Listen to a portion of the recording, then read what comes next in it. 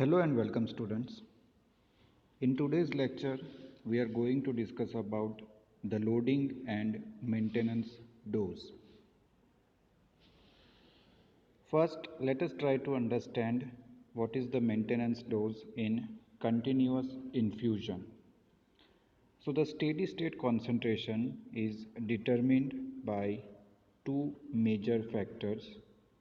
Number one is the dose rate and the second one is the clearance rate. The steady state is achieved when clearance rate and dose rate are equal, and the time taken to achieve this steady state in continuous infusion is 3 to 5 half-lives. Now this is because increasing drug concentration usually results in a more rapid rate of elimination, and eventually the plasma drug concentration reaches a point at which the dose rate and the clearance rate are equal. So please remember, in case of steady state concentration is the situation where the rate at which drug enters into blood circulation is equal to the rate at which the drug is removed from the systemic circulation. Now this particular graph would help you to understand that how 3 to 5 half-lives are needed to achieve the steady state concentration once the therapy starts. After 3 to 5 half-lives, the rate of administration will become equal to the rate of elimination of the drug from the body. Now let us try to understand what is the maintenance dose in regular dosing. So in regular doses, drug concentration achieves a steady state in steps, but the end result is the same. That is, the plasma drug concentration reaches a point at which the dose rate and the clearance rate are equal after about 5 half-lives. This is probably okay for a drug which is expected to have some sort of long-term effect, but if you are waiting for something critically and immediately important, for example pain relief or control of AF, etc., you probably can't afford to spend 5 days patiently watching the concentration increase. AF stands for asthmatic attack. Now this is where the loading dose comes in the picture. So the idea behind the maintenance dose is a situation where you need immediate, or you can say the quick onset of action. In case of long therapy, the concept of achieving steady state concentration after 3 to 5 half-lives is not making any significant change. But when it comes to the situation where you need a very quick onset of action, for example, pain relief and a situation of asthma attack, the concept of achieving steady state concentration in 3 to 5 half-lives will not be useful. So we need to develop a mechanism where by supplying extra quantity of dose we can achieve a quick onset of action. Now this particular graph would help you to understand that in case of a regular dose, how the steady state concentration is achieved after 3 to 5 half-lives. So initially the concentration is going up, then it is coming down as a part of clearance, and again it is going up when you take a subsequent dose. Now what is loading dose? So a loading dose rapidly achieves the peak concentration necessary to compete with clearance so that the desired effect is achieved and maintained sooner. The loading dose is calculated by multiplying the desired peak concentration by the volume of distribution of the drug.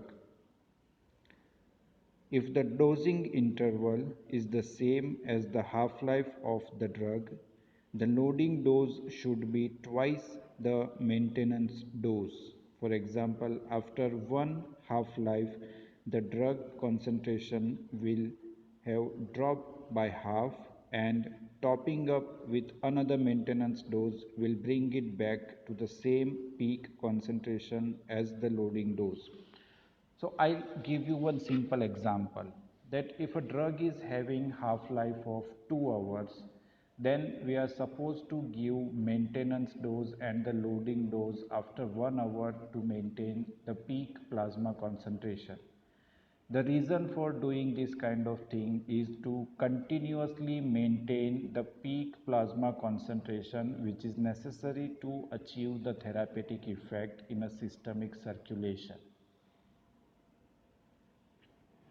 So in this particular graph, you can see that the concentration of drug is never coming below the threshold of desired effect.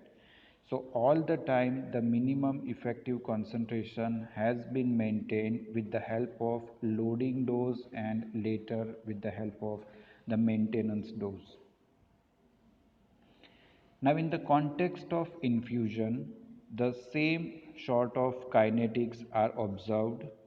The concentration per time graph resembles some mutant fusion of the bolus graph and the continuous infusion graph. So when you compare the graphs of normal infusion, mutant infusion and a regular dose, you will find striking similarities, and by seeing all three graphs you can understand the behavior of loading and maintenance dose after the administration. Now the steady state and the therapeutic effect are achieved much sooner if we are going for the loading dose.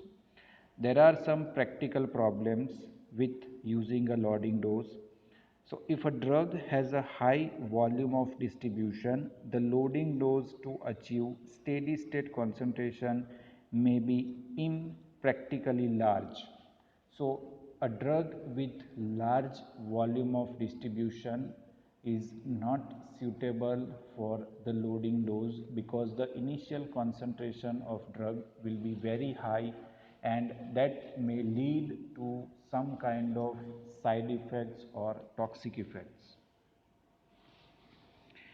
Now in this graph, as you can see that in case of normal IV bolus dose without any infusion, the peak plasma concentration is achieved very quickly and then it decreases rapidly.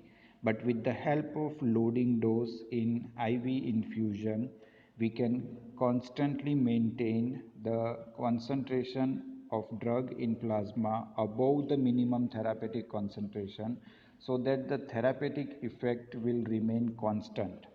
And the third line would help you to understand the behavior of infusion without any loading dose. Now let us try to understand the maintenance and loading dose in oral administration.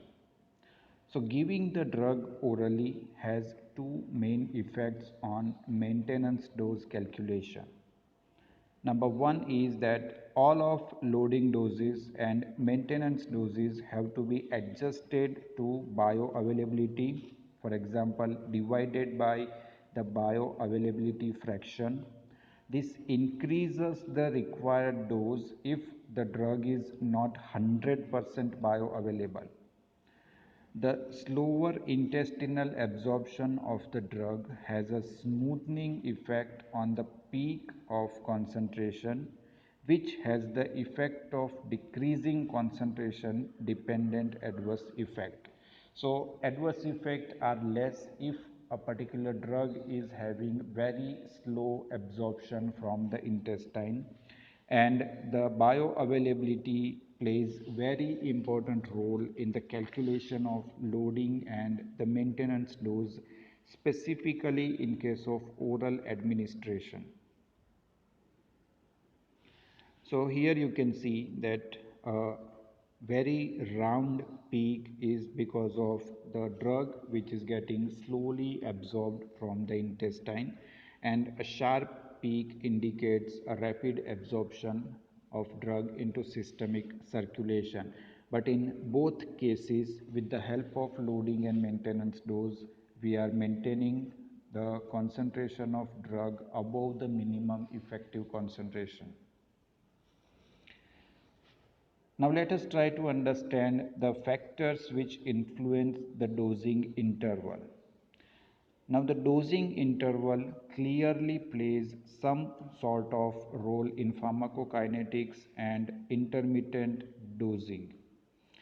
The major factors involved in deciding on how often one should dose the drugs should be determined by the following factors. The most important one is the elimination half-life. So most of the time one dose not wait for all of the drug to be eliminated before the next dose. So some fraction of drug will still remain in the body, as it is important to maintain a certain level of plasma concentration. The second important factor would be the therapeutic index. So in other words, we can say that how widely would you allow the drug concentration to fluctuate between doses. So a very narrow therapeutic window will not help us to calculate proper loading and maintenance dose. And the third factor would be the convenience. So how reasonable it is to expect the patient to self-administer a drug every 15 minutes. So that would be very difficult. So who cares about the elegant pharmacokinetics? The compliance will be poor and a therapeutic mean plasma concentration will not be maintained. So if we are going for a very short dosing interval, then it will cause significant discomfort or significant compliance issues with the patient. So always make sure that the dosing intervals are having sufficient time between the two individual doses. Now, the longer the dosing interval in proportion to half-life, the greater the fluctuation of concentration between doses. Consider gentamicin. The peak level is very high and the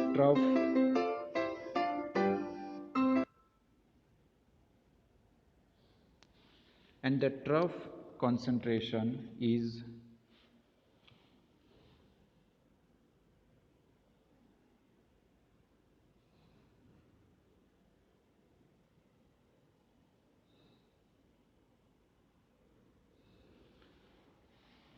and the trough concentration is very low in once daily dosing. So fortunately, this favors gentamicin, which has a potent post-antibiotic effect, and the other drugs will be different. So a specific example has been given that in a situation like gentamicin, where the peak level is very high and the trough level is very low, so because of that we have sufficient area in terms of therapeutic window, and in such cases the calculation of dosing interval as well as the loading dose and the maintenance dose will become easy. But the same argument we cannot make for other drugs. If the therapeutic index is narrow, dosing the drug too infrequently will give rise to alteration periods of toxicity and ineffectiveness. So irregular dosing interval will lead to the difference in the therapeutic responses, and also it will produce the toxicity. So generally speaking, for most drugs, the dosing interval is approximately one half life. So that is the standard. Now here you can see the factors which influence the maintenance dose and loading dose. So the volume of distribution. So increased volume of distribution due to fluid overload may impact the loading dose and maintenance dose.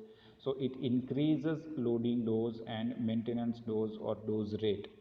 whereas the decrease in volume of distribution decreases the loading dose and maintenance dose or the dose rate. What happens in case of alteration in clearance? So decreased renal clearance will decrease the maintenance dose and the dose rate, and the loading dose could remain unchanged. Whereas a situation in increased renal clearance will increase maintenance dose or dose rate and also possibly decreased dosing interval. The loading dose again will remain unchanged in case of increase or decrease in the clearance.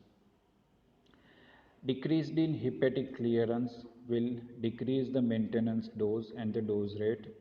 The IV loading dose could remain unchanged, and the oral loading dose would need to decrease to accommodate for the decreased first pass metabolism. So first pass metabolism is decreased, so the drug may remain in an active form for the longer duration of time into the systemic circulation.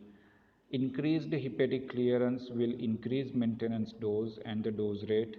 IV loading dose could remain unchanged, and the oral loading dose would need to be increased to accommodate for the increased first pass metabolism. A decrease in bioavailability and the protein binding would lead to the increased free unbound fraction of the drug, which gives rise to increased clearance and increased drug effect.